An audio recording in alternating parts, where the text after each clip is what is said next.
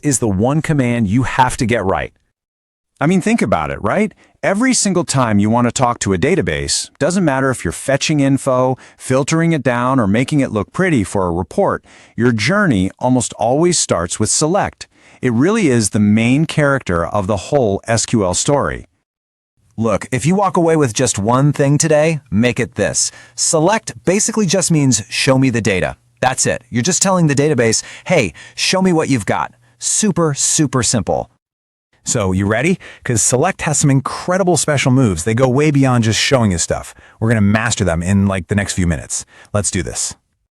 Okay, first things first. Before we get fancy, we've got to learn how to just get the basic, raw data out of a table. This is the foundation, right? The building block for everything else we're going to do. So, this command, it's your front door. It's how you pull information out of that database so you can actually see it and start to play with it. And I love this analogy. It's just like opening the photo gallery on your phone. You're not editing the photos or deleting them, right? You're just choosing which album to open and which pictures you want to see. Select does the exact same thing, but with data. So right off the bat, you've got two main ways to do this. On the one hand, you can use select star, that little star, the asterisk. That's kind of like the give me the whole shebang command. It grabs every single column from the table. Or, on the other hand, you can be a surgeon and just precisely pick out the exact columns you need, like column 1, column 2, and so on. And here's what that looks like in the wild. We're telling the database, hey, from that employee table, just show me the first name and last name columns. And that's exactly what it gives us. Now, here's a little pro tip for you. In the real world, you almost always want to be this specific. Using select X can get really slow and clunky, especially when you're dealing with massive tables. And just to put this all into perspective, think about this for a second. Every app you use, every website you visit, every single report that pulls data from a database, it's running this command. We're talking millions, maybe billions, of times a second across the planet. So yeah, mastering this, it's kind of non-negotiable. Okay, so you know how to get the raw data. Awesome. Now it's time to level up. Because Select isn't just about getting data, it's about making that data smarter, cleaner, and more useful, right as you're pulling it. And we're going to look at three really powerful ways to do that. We've got aliasing, which is just a fancy word for renaming columns.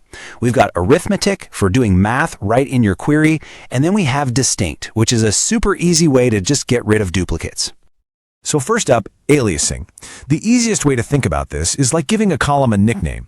You know how sometimes the database has these weird cryptic column names like EMP_first_n?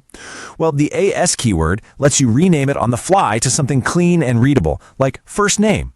It makes your reports look so much more professional. Now check this out. This is a really cool example. We're actually mashing the first name and last name columns together, and then we're using as to give that brand new column a nice, clean alias, full name. And hey, pay attention to those double quotes. That's the little trick that lets you put a space in your new column name. All right, next up is distinct. This is your magic wand for instant data cleaning. Seriously, let's say you have a huge list of employee departments and you just want to see a list of all the unique departments. You just add the word distinct and poof, all the duplicates are gone. That's it. That's all it is. It's you telling the database, look, I don't need to see sales listed 1,000 times. Just show me each department once. So simple, yet so powerful. Okay, so now you can grab data and you can make it look good, but the real power, the thing that separates the beginners from the pros, is getting the exact data you need. And for that, we need filtering.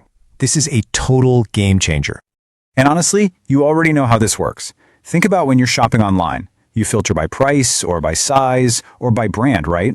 That is the exact same logic as the where clause in SQL. It's all about setting conditions to narrow down what you see. And you've got this awesome toolkit to do it. You can use between for ranges, like show me all employees with salaries between 50K and 70K. You can use in to check against a specific list, like only show me employees in the sales or marketing departments. Like is for some seriously cool text pattern matching. And is null is your go-to for finding records where some data is just plain missing.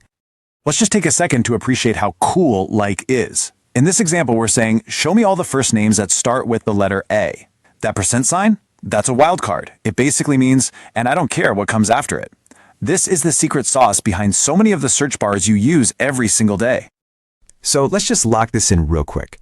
Where equals filter, between equals range, in equals a list, and like equals a pattern search. Got it? Good. All right, we're in the home stretch now. You've got the right data, it's formatted nicely, but now we need to present it in a way that actually makes sense. And that's where sorting comes in. This is that final layer of professional polish. And it's pretty straightforward. Using the order by clause, you've got two choices. ASC is for ascending, A to Z, 1 to 100. That's actually the default, so you don't even have to type it. Or you can use DESC for descending, which is Z to A or 100 to 1. And boom! Here's how you put it all together.